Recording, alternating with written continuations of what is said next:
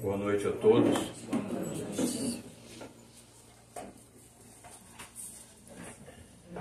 Entendendo aqui a invocação da nossa mestra, de todos nós, os espíritos, os guias, a gente vai proceder à palestra Parece só um pouquinho, tá?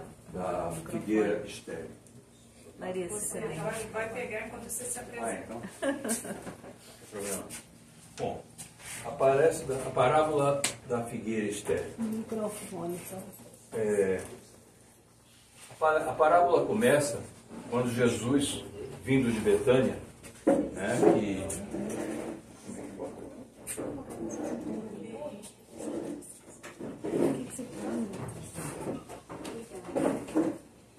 quando Jesus, vindo de Betânia, num texto que a pessoa que era a dona da palestra, que é divina, mas ela se fez presente através do texto que ela me mandou, ele deu vontade de comer. E ele então chegou a uma figueira e procurou no meio da folhagem figos que ele pudesse saciar sua fome. No entanto, não era tempo de figos. E então Jesus disse: ó figueira estéril, que tens tantas folhas, mas não tens como saciar a fome, então que seque. E no dia seguinte a figueira secou totalmente até a raiz. E os discípulos, embevecidos por aquela situação, pelo poder de Deus, pelo poder do mestre, disse: ó mestre, só porque disseste isso a figueira secou dos pés, das folhas até a raiz.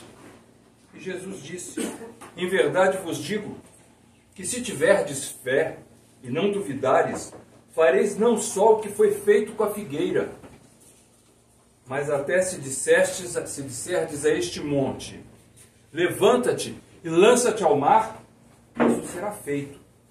E tudo que com fé pedires em vossos corações, havereis de receber. Complementando o Evangelho de Kardec, no trecho que a Divina mandou, aquele que pode oferecer. Então, de onde que entra essa questão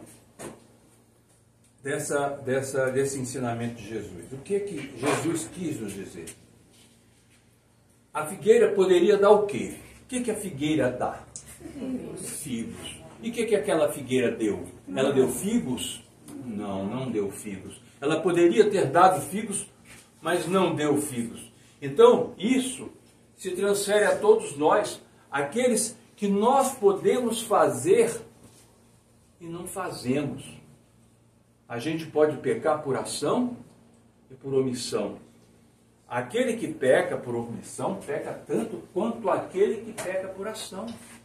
Então, se você pode oferecer alguma coisa a alguém, ou a você próprio, porque você é a primeira pessoa, você é o primeiro que ouve as suas próprias palavras, até porque a sua boca, o ouvido mais próximo da sua boca é o seu.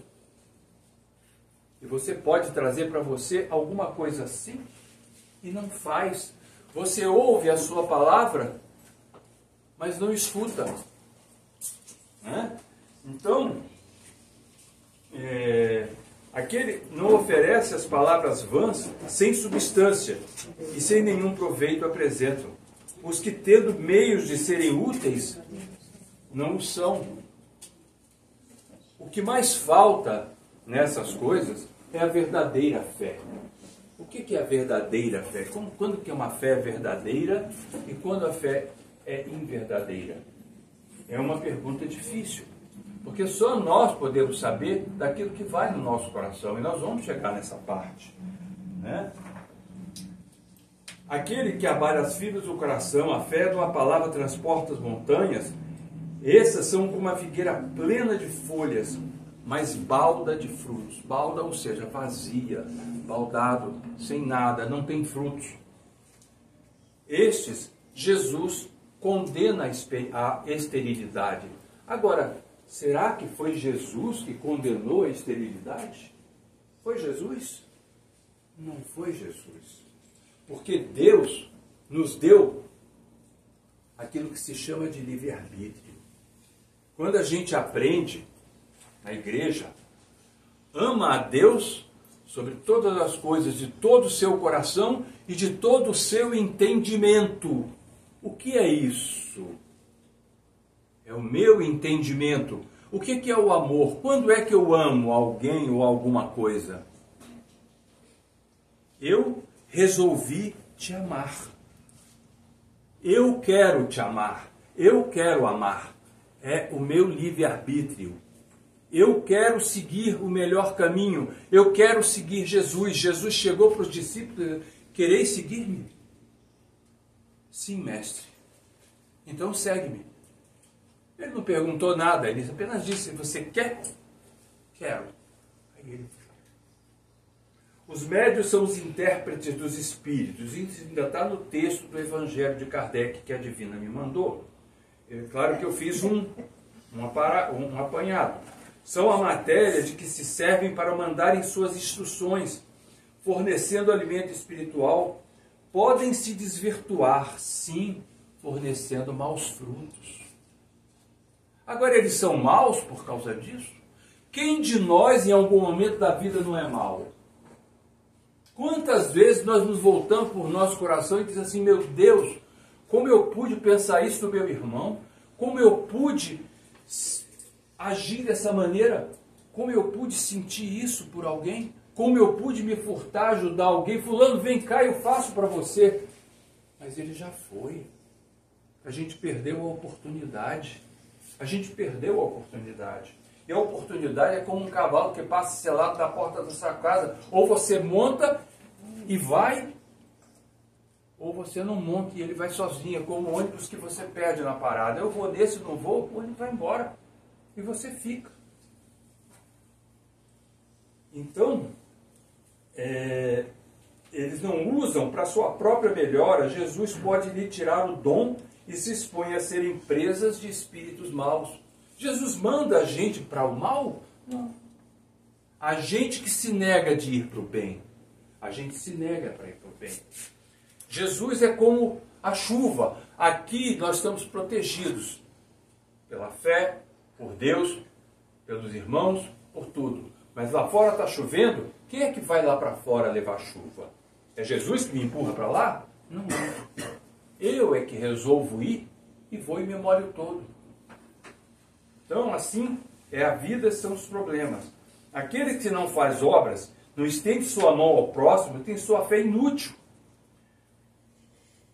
Ele, para a espiritualidade, é uma força inútil. Por muito que alguém saiba, se uma pessoa não compartilha com alguém aquilo que sabe, de nada vale o conhecimento. Eu tenho capacidade, eu tenho poder de saber, de usar, mas eu não lhe dou. Eu não dou a ninguém. De que vale isso? Não é? Agora, se eu dou a alguém alguma coisa, ou ensino a alguém alguma coisa, quem que aprende? Eu aprendo.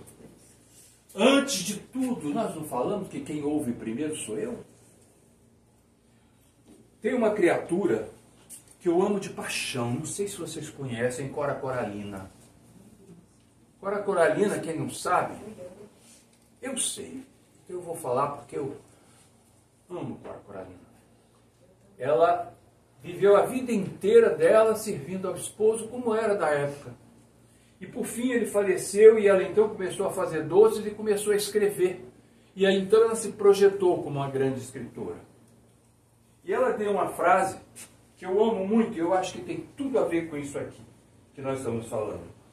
Feliz daquele que apreende o que ensina, que transfere o que sabe e aprende o que ensina. Feliz daquele que transfere o que sabe e aprende o que ensina. Quantos de nós dizemos, mas você faz assim, assim, assim, assim. Aí o outro que está do lado, caramba, ele fala tudo para essa pessoa, mas ele mesmo não faz para ele. Eu conheço muitas pessoas com as quais eu aprendi muita coisa.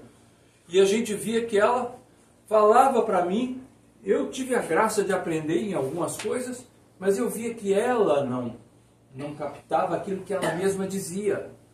Então, isso daí para ela é como uma figueira estéril. Ela pode até ser útil para outra, mas para ela é uma figueira estéril. E isso se aplica à caridade. Não é isso? A caridade. A caridade, sem caridade não se exerce a misericórdia. E aí eu me perguntei, quando eu fui escrever isso aqui, o que é misericórdia? Aí eu fui para o pai dos burros, porque eu não sabia. Eu vou dizer, e estava escrito assim lá: sentimento de dor e solidariedade com relação a alguém que sofre uma tragédia pessoal ou que caiu em desgraça. Sinônimos: dó, compaixão e piedade. Piedade é próprio daquele que é pio, daquele que crê. Aquele que crê. Nós não estamos falando em fé, nós não estamos falando em ofertar, nós não estamos falando em se dar e ensinar. Então nós estamos falando em piedade. Estamos falando em misericórdia, estamos falando em caridade. É um ato concreto de manifestação do sentimento de misericórdia como o perdão. Teve uma criatura aqui, eu não sei se foi o monstro sagrado dessas palestras aqui. É Larissa? Larissa. Que é a Larissa. Larissa, que beleza. Para mim, ela é um monstro sagrado.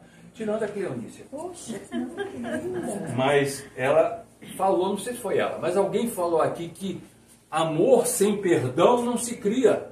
O amor vem do perdão. O que é o perdão? Perdão é a desculpa? Não, você é culpada, mas eu tiro a sua culpa, então você não é mais culpada. O perdão não. Você tem culpa, mas eu te perdoo. E assim é Jesus. Jesus perdoa os nossos pecados, independente se você tem culpa ou não. Só Ele tem poder de perdoar. E nós também, pois nós somos filhos de Jesus. O ato concreto como o perdão, a indulgência, a graça e a clemência. O amor ao próximo, um dos ensinamentos de Jesus. Ama o teu próximo como a ti mesmo. Se eu não me amar, todo amor que eu dei ao meu próximo é hipócrita. Perdoe-me a palavra, é muito forte, mas infelizmente é real. E aí a gente parte para outra questão, que é a empatia. A empatia, você tem várias ideias do que é empatia. Em termos de psicologia, processo de identificação em que o indivíduo, uma pessoa, se coloca no lugar do outro e, com base nas minhas próprias suposições ou impressões, tenta compreender o comportamento do outro. Isso é uma forma psicológica da empatia. Mas eu estou olhando sob a minha ótica. Outra forma, a sociologia, forma de entendimento, de cognição, de conhecimento do eu social mediante 3 aptidões. Para se ver do ponto de vista do outro, para ver os outros do ponto de vista, ou para ver os outros do ponto de vista dele mesmo. Ou seja, você procura entender a pessoa sobre as diversas óticas. Aí você chega, meu Deus, mas que pessoa, mas que erro. Como ele errou, como ele pisou na bola. Moço, quantas vezes eu, garoto, eu chegava, julgava as pessoas, porque eu era uma criança, eu era um adolescente, eu era um jovem, eu julgava fulano. Quando eu cresci, eu cometi os mesmos erros, porque não tinha saída, tinha de ser daquele jeito. E aí entra o perdão. Se você, quando é jovem, você não tem entendimento e você consegue perdoar aquele que você condenou, você está entrando dentro do ensinamento de Jesus e você está tendo empatia, que é uma forma importantíssima de amor ao próximo. O homem pode ser espiritualmente fecundo, ou seja, profícuo, ou seja, produtivo, ou seja, não é estéril. Ele pode ser fecundo em situações favoráveis, né? eu nasci numa família legal, meus pais me deram tudo, eu me formei, eu sou um cara bacana. Né? Mas se ele se forma e ele cresce em situações desfavoráveis, este sim é um homem crístico, é um homem especial, é um homem superior. O homem dotado de livre-arbítrio não tem apenas a possibilidade de ser frutífero apenas em condições favoráveis. E aí entra o livre-arbítrio que nós falamos agora há pouco. O que é livre-arbítrio? É aquilo que nós falamos do seu entendimento. Arbítrio é escolha, é decidir, é o árbitro. Né? Então eu sou livre para escolher o meu caminho, o caminho da minha vida, daquilo que eu quero. Todos nós somos livres para escolher, né? Até o ponto em que a gente busca essa liberdade. Então o livre-arbítrio é a possibilidade de decidir, está no dicionário também, escolher em função da própria vontade, isento de qualquer condicionamento, motivo ou causa determinante. Ou seja, eu escolho independente de qualquer coisa. Pode ser frutífero também em condições desfavoráveis. Graças ao seu livre-arbítrio, o homem transcende, ou seja, ultrapassa as leis automáticas da natureza e pode produzir bons frutos, tanto em tempo bom, como em condições favoráveis como desfavoráveis. O homem não é necessariamente, portanto, o produto do meio em que ele vive. Ele não é produto obrigatoriamente do meio em que ele vive. Ele, como tem um livre-arbítrio, ele pode, independente de uma família difícil em que ele se crie, ele pode escolher outros caminhos, escolher outras coisas e outras possibilidades que passem na vida dele. Outras oportunidades. Quem é bom em tempo bom é precariamente bom. Quem é bom em tempo mau é heroicamente bom. Este é o homem crístico. O homem que tem fé poderá transportar montanhas pelo poder do Espírito. E eu digo a vocês, eu dou testemunho meus, e poderia ficar a noite aqui dizendo de situações impossíveis em que eu tive a oportunidade de abrigar a fé no meu coração, eu decidi ter fé no meu Criador, no meu Pai, e Ele me atendeu. Poderia dizer a vocês um monte de exemplos. Porque eu sou abençoado por Deus. Eu lhes digo que sou. Tudo é possível àquele que tem fé. E agora citando uma autora que habita as minhas cordoárias tendinhas, que são meu músculo do coração. Ela disse assim: quem se preocupa com o que quer que seja, tem que arrumar o que fazer, porque não está ocupado. Ele está pré-ocupado, sofrendo por antecipação dor que pode nem chegar. Ou seja, isso aí, este homem pré-ocupado, como disse essa autora dessa frase, a doutora Cleonice Castro, aqui presente, essa pessoa está carecendo de fé. Ela está carecendo de fé. Algumas pessoas não sabem, mas eu sou médico. Eu dizia para os meus pacientes, o medo e a fé não habitam o mesmo coração. O medo e a fé não habitam o mesmo coração. Se eu tenho medo, eu não tenho fé. Mas se eu tiver fé, eu não tenho medo, porque eu sei que o Pai vai me proteger. E se alguma coisa me acontecer, é porque era necessário para o meu progresso espiritual, para o progresso do meu coração e da minha vida. Para eu me transformar numa pessoa melhor. Eu, como médico, cada vez que eu adoecia, eu voltava para trabalhar, eu era uma pessoa melhor, porque eu conseguia sentir melhor a dor daquela pessoa. Eu sentia empatia, eu sentia essas coisas. E essas coisas eu digo para você que tudo isso para mim foi verdade durante toda a minha vida. A falta de fé, nesse caso, pode trazer o quê? Sofrimento? Será? Traz sofrimento a falta de fé? Sofrimento. Traz mágoa? Traz mágoa? Rancor. Doença. A falta de fé, ela causa em mim ansiedade. A ansiedade aumenta a minha pressão arterial. A minha pressão arterial vai causar o quê? Uma série de alterações. Como dizia um colega meu quando eu era garoto, lá na Urca, no Rio, aumenta a adrenalina, que alguns chamam de adrenalina. A esterilidade espiritual, pois se eu não tenho fé, como é que eu vou falar em Deus, pelo amor de Deus? Digam aí, como é que eu vou falar em Deus? Então traz para mim a esterilidade espiritual, eu me transformo nessa figueira estéril. Em 2 minutos.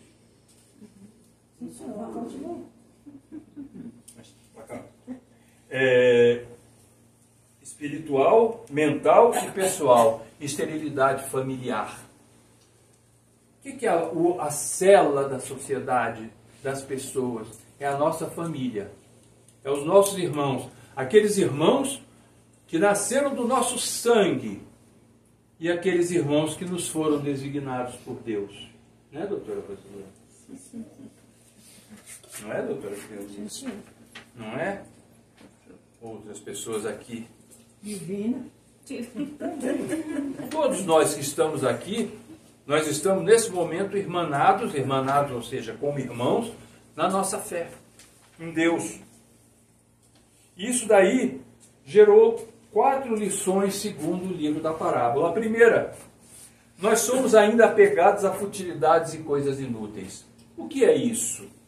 Será que o fato de eu estar e querer, vamos dizer, comprar uma caneca linda dessa, seria uma futilidade? Isso aí é uma coisa... Tem coisas que a gente quer muito ter, isso a gente tem o direito de ter. Agora, será que a gente vai deixar, vai juntar coisas que a gente obrigatoriamente não precisa?